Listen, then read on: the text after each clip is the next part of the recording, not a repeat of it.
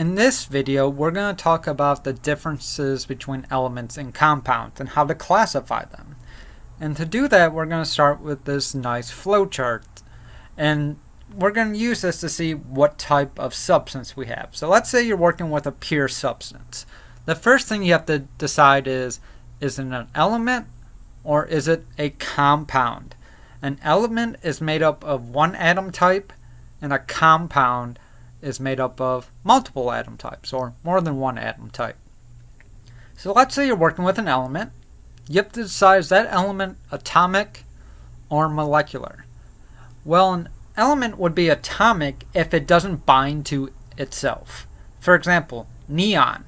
Here, neon does not bind to itself. It's just neon atom. So we say that's an atomic element. While for oxygen, oxygen does bind to itself to form O2. So we say that's a molecular element. Alright, let's go to the other part of the flowchart. We have compounds. Now we have molecular and ionic compounds. Molecular compounds are those compounds that form between metals and nonmetals. Or between nonmetals only, because they have a covalent bond. So for H2O, you have a hydrogen bound to an oxygen and a hydrogen bound to an oxygen. They're both nonmetals, so they have covalent bonds, so they are a molecular compound. While ionic compounds are between nonmetals and metals.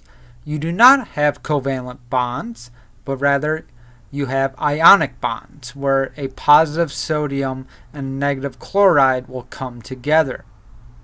And they'll form an ionic bond, and that's an ionic compound. Now let's think about molecular elements. And from the periodic table, we know that only certain elements will form molecular elements.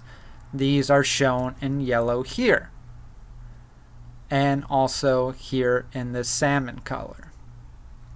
Now, for the yellow elements, they're only going to exist as diatomic molecules. That is O2, N2, F2, Cl2.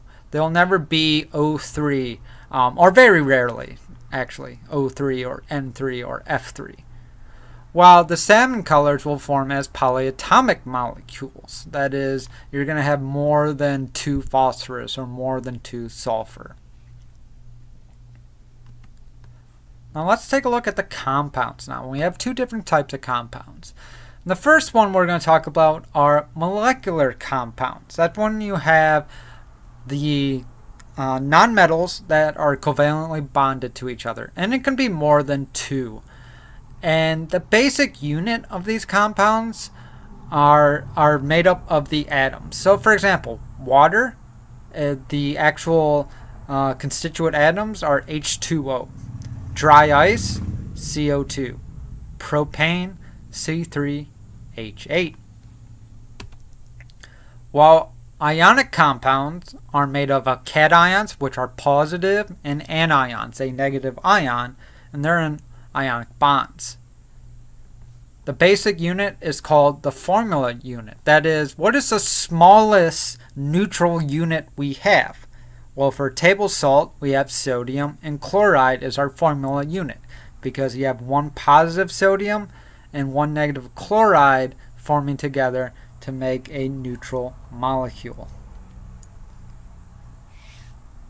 But we can also have what are called polyatomic ions.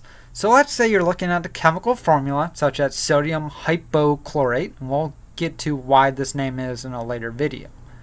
We have sodium, a metal, but now we have a Cl and an O, 2 nonmetals. So how are these bound together? So what happens is that the nonmetals form a covalent bond, so they are a unit. And together, the chlorine and oxygen has an overall negative charge. So it's an ion, it's an anion, but it's made up of more than one atom, so it's a polyatomic ion. And so you get one sodium going with one hypochlorite or chlorite, and so that's our formula unit.